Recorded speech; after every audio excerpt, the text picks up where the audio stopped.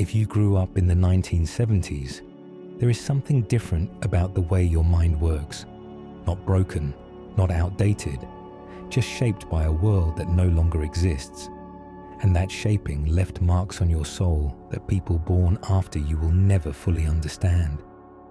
But here is what makes this interesting. The very things that felt hard back then, the uncertainty, the loneliness, the freedom that sometimes felt like abandonment, those are the exact things that built something rare inside of you. Something that the modern world cannot replicate no matter how hard it tries. Something that becomes more valuable with every passing year. Let me take you back for a moment. Picture a summer afternoon in 1975. The sun is hot, the grass is brown from weeks without rain, and somewhere in a quiet neighborhood, a child is walking home from school alone. No cell phone, no parent waiting in a car. Just the sound of their own footsteps and the weight of a house key hanging around their neck. That child might have been you, or someone you knew. And that image, as simple as it seems, holds the beginning of everything we need to understand about your generation. That solitary walk was the first chapter of your psychological story. It was where your independence was born. The 1970s were not just another decade. They were a strange in-between time. The wild hope of the 1960s had faded. The shiny confidence of the 1980s had not yet arrived. What was left was something messier, something more honest in a painful way. The country was dealing with the end of Vietnam, a war that had torn families apart and made young people question everything their parents believed. Then came Watergate, and suddenly, the idea that leaders could be trusted, that the system worked, that truth meant something in public life, all of that crumbled on live television. The nation watched its innocence die in prime time. Now imagine being a child watching this, not fully understanding the politics, but feeling the weight of adult disappointment in the room, sensing that something had broken, that the grown-ups were lost too. This was the air you breathed, and it got inside you in ways that shaped how you see the world even now. You learned without anyone telling you that the world was more complicated than the fairy tale suggested, that authority figures could fail, that certainty was often an illusion. These were heavy lessons for a young mind to carry, but you carried them anyway because you had no other choice. But let us not stay in the darkness too long, because something else was happening at the same time, something that looked like neglect, but was actually a gift. You were being left alone, and in that aloneness, you were learning things that no classroom could ever teach. The empty hours became a secret education in self-reliance. The quiet became your companion and your teacher. The solitude became a space where you could discover who you truly were. They called you latchkey kids. The term sounds almost clinical now. But back then, it was just life. Both parents working, or maybe just one parent doing everything alone because divorce rates were climbing and the old rules about family were falling apart. You came home to an empty house. You made your own snacks. You figured out how to fill the hours between school and dinner without anyone telling you what to do. The silence of those afternoons became your teacher. The empty rooms became your training ground. You learned to depend on yourself because there was no other choice. You became your own best friend out of necessity. And that friendship with yourself has lasted your entire life. And here is where it gets interesting. That boredom you felt, that restless nothing to do feeling, it was not a waste of time. It was training. Your brain learned how to entertain itself, how to sit with discomfort, how to invent games out of sticks and rocks and the corners of your own imagination. You developed a relationship with your own thoughts that children raised on constant entertainment never had the chance to build. You learned that your own mind was enough company, that silence was not something to fear, but something to explore. This inner world you built has stayed with you ever since. It became your refuge in hard times. It remains your sanctuary today. Think about what happens when a child has to solve problems without Google, without an adult hovering nearby, without a tutorial on YouTube. They fail, they try again, they get frustrated, and eventually they figure it out, or they do not, and they learn to live with that too. Either way, they develop something precious, trust in themselves, the quiet knowledge that when things go wrong, they have the ability to handle it. This self-trust became the foundation of who you are. It is the bedrock that everything else was built upon. It has carried you through decades of change and challenge. This is not nostalgia talking. This is psychology. Researchers have found that unstructured play, the kind where children make their own rules and face their own consequences, builds skills that structured activities cannot. It develops creativity. It teaches risk assessment. It builds the kind of inner strength that comes from knowing you have faced hard things before and survived. You are receiving this education every single day without even knowing it. The playground was your laboratory. The empty afternoons were your training sessions. Every scraped knee and failed experiment taught you something valuable about your own capabilities and your own limits. But the 1970s gave you something else too, something more complicated. You grew up watching institutions fail. You saw presidents lie. You watched the economy stumble through something called stagflation, a word that meant your parents worried about money in ways they tried to hide from you but could not. Gas lines stretched around the block. Prices kept rising. Jobs felt less secure. The comfortable certainty that your parents had grown up with was vanishing, and everyone could feel it. The American dream started to look less like a promise and more like a question mark. The ground beneath the nation was shifting under your feet. And here is what that uncertainty did to your developing mind. It made you realistic. Not cynical exactly, though some of you went that direction. More like clear-eyed. You learned early that the world does not owe you anything. That promises from powerful people are often empty. That the only person you can truly count on is yourself. This sounds harsh, but there is a strange freedom in it. When you stop expecting the world to take care of you, you stop being disappointed. You start building your own safety nets. You develop a kind of quiet self-reliance that serves you well in hard times. You became your own anchor in a world that kept shifting beneath your feet. This prepared you for every economic downturn that came after. You had been trained for instability before you even knew what that word meant. Now, let us talk about something that might seem small, but is actually huge. The way you connected with people back then. You did not have social media. You did not have text messages. If you wanted to talk to a friend, you had to call their house phone and risk their dad answering. If you wanted to make plans, you had to commit. Be at the park at 3. If the other person did not show up, you waited, you wondered. You dealt with the disappointment face to face the next day. There was no way to hide behind a screen or make excuses through a quick text. Your word meant something because it had to. Commitments were real because breaking them had real consequences. Showing up was not optional. It was the only option you had. This scarcity of connection made connection matter more. When you finally got to see your friends, those moments felt precious.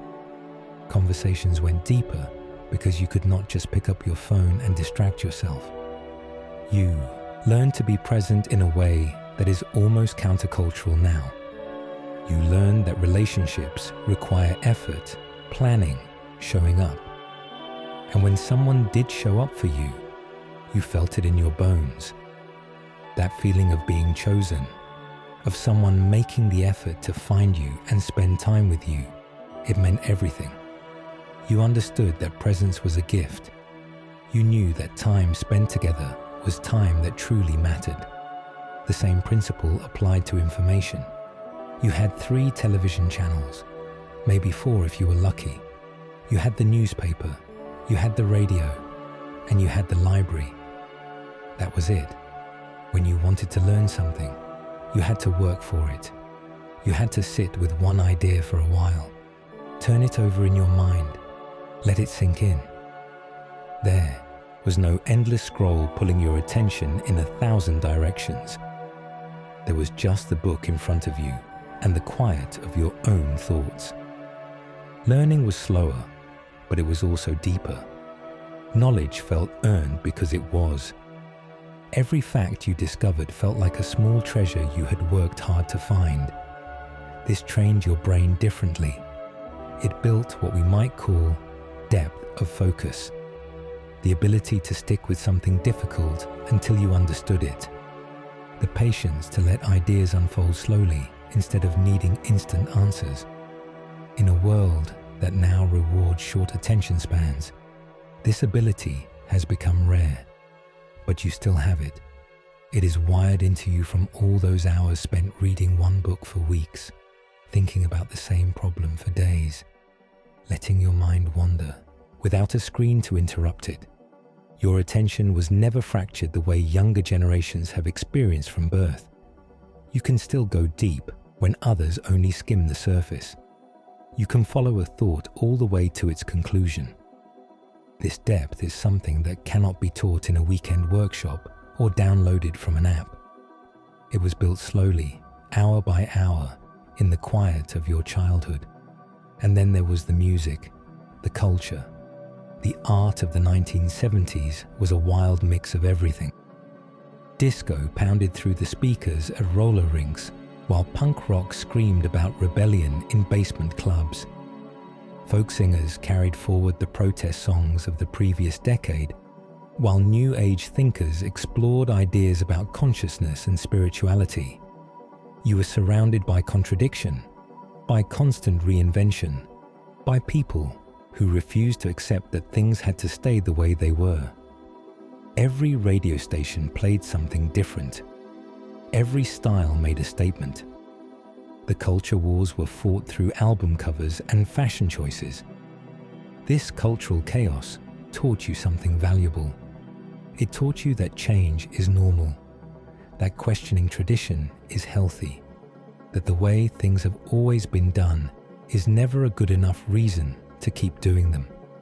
You absorbed this lesson without even realizing it. And it made you adaptable in ways that would serve you later when the world started changing faster than anyone could have predicted. You were prepared for disruption because disruption was your childhood soundtrack. You learned early that nothing stays the same forever. This flexibility became one of your hidden strengths, allowing you to navigate shifts that would leave others feeling lost and confused. But here is where things get complicated, because the world you were trained for no longer exists, and the traits that served you so well back then can sometimes feel like weaknesses now. The rules shifted while you were not looking. The game changed, but your training stayed the same. What once made you strong can now make you feel like an outsider in your own world. Your independence, for example, that ability to handle things on your own, to not need constant support or validation. In the modern workplace, this can look like you are not a team player.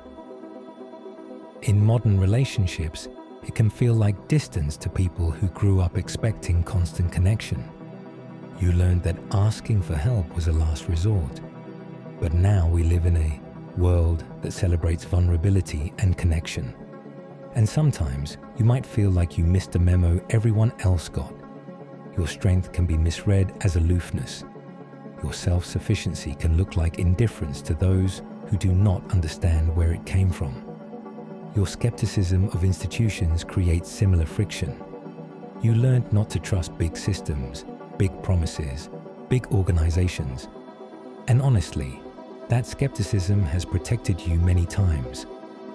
But it can also make it hard to feel at home in large companies, political movements, or communities that require a certain amount of faith to participate in. You see the cracks before you see the promise. You anticipate disappointment before you experience hope. This protective instinct can sometimes keep you on the outside looking in when you might want to belong. The walls you built for protection can also keep out good things. And then there is the way you parent if you have children.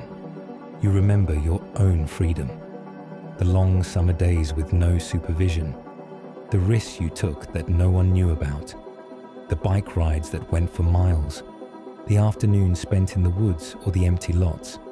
And you look at the modern world of helicopter parenting, of tracking apps and constant supervision, and something in you resists. You want to give your kids the same freedom that shaped you. But the world feels different now. More dangerous, they say. More connected, certainly.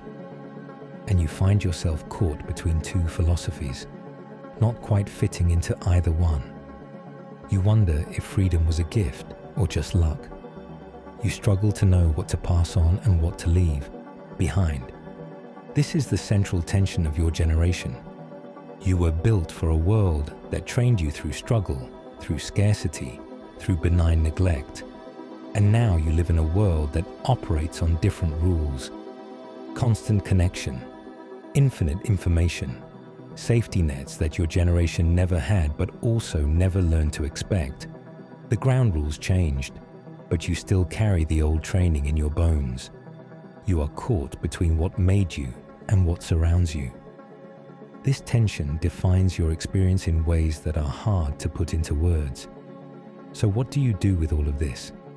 How do you honor what the 1970s built in you while still adapting to the world as it is now? Here is where I want to offer you something that might feel unexpected, a reframe. Because the traits you developed are not outdated, they are rare. And rare things have value in any market, in any era, in any situation. What feels like a weakness might actually be your greatest strength. What seems like a limitation might be the very thing that sets you apart from everyone else around you. Your ability to sit with boredom, to tolerate uncertainty, to find meaning without constant external stimulation. These are skills that the modern world desperately needs, but struggles to teach. In an age of distraction, you know how to focus. In an age of instant gratification, you know how to wait.